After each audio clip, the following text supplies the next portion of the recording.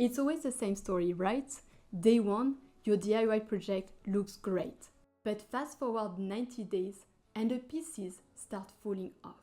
If you are making art to sell or to last, do yourself a favor, stop using hot glue. Glue guns, they are the dream sellers of the craft world, and I have learned it the hard way. Let me show you why. Take a look at this handsome little guy. Handmade and bought for just $18 back in 1990. He's adorable, right?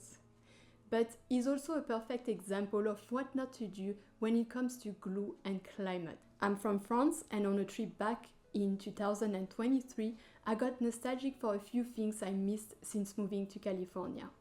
This guy was one of them, so I wrapped him in bubble wrap, brought him home safely, and I thought that was the end of the story. But a week later, I noticed something weird. He was shedding. I was devastated. I had probably vacuumed half of his hair without realizing. Then his scarf fell off, his keys. One by one, the poor guy just started falling apart. I did a bit of digging and I learned something important. Glue changes when it's exposed to different climates.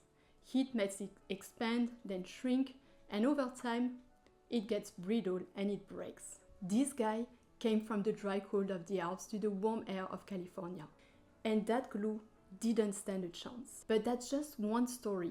This problem isn't just in crafts. I saw it in publishing too when I was working as a managing editor. Books held together with glue, their pages fell out within a few months. But books stitched together, I've got one still holding strong 30 years later. So here is the deal. If you are an artist or just someone who wants their work to last, you don't have to settle for hot glue. In just a minute, I'll show you some affordable, stronger alternatives that will make your creations durable. But first, let's break down exactly what's wrong with hot glue. Hot glue is made from 4 key ingredients: synthetic polymers, basically plastic particles, resins, waxes, and antioxidants. Together, these give the glue its flexibility, stickiness, and a bit of resistance to water and chemicals. But over time, UV light and exposure to air start to break it down.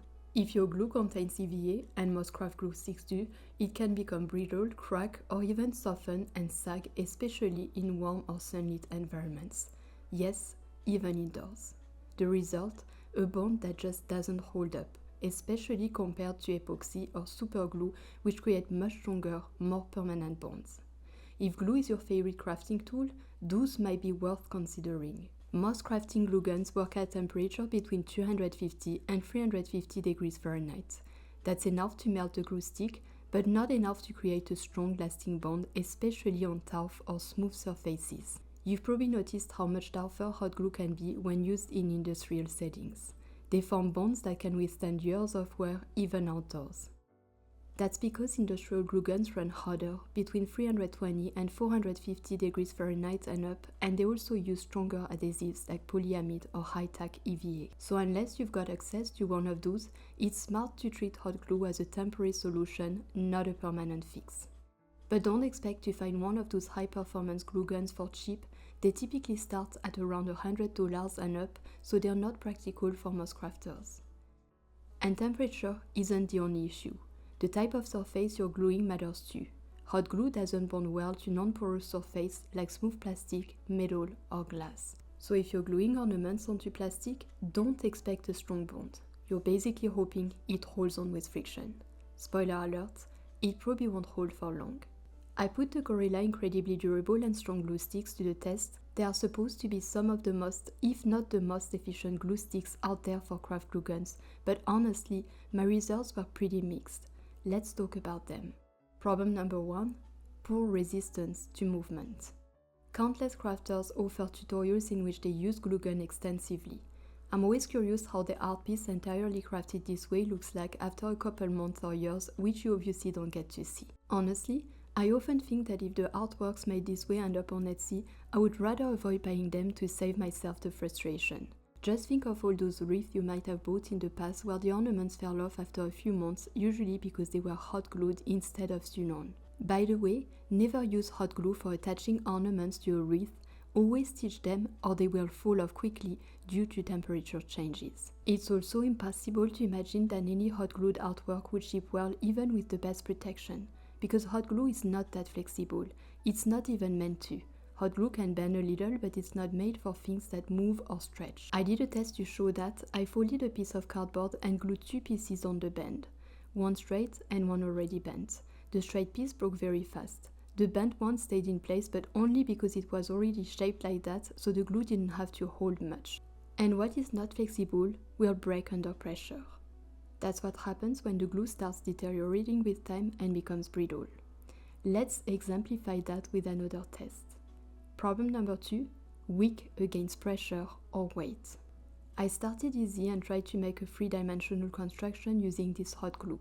In this test, you can see how easy it was to assemble the 3 walls of my construction, but see how easy it was to unbind them. I didn't have to apply any form of pressure, they just detached under very light stress. Thus, I would not create the base of any project using hot glue.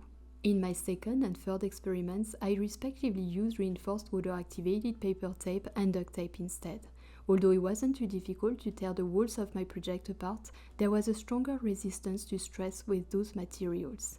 Let me show you once again how weight affects hot glue using a scale and different applied loads. For this test, I hot glued a hook on a piece of thick cardboard. Then I hung different things on the hook and I used grams to measure the weight for more precise small increments. I started with a light cloth, no problem. Then a heavier cloth and even a jacket, still no problem. Things got interesting when I hung my heavy calendar. The glue didn't break right away, but it showed signs that it likely would have with more time. When I attached my clock, which weighs over a kilogram, about 2 pounds, the glue cracked fairly quickly. This is something hot glue makers rarely specify how much weight their glue can actually support. But from my test, hobby hot glue can't hold more than 1 kilogram or 2 pounds. My suggestion to make a strong construction is to use a combination of materials. I would start with some painter's masking tape to bond the element while maintaining a certain flexibility. I would then reinforce using reinforced tape and duct tape, then cover the entire structure with craft paper. That way, your project will remain rigid. Problem number 3, adherence to non-porous surfaces. My next experimentation shows you how poorly hot glue adheres to smooth surfaces. I tried to glue both slim and thick pieces of cardboard on a sheet of blister plastic, a plastic, metal and glass container with random, unsatisfactory success.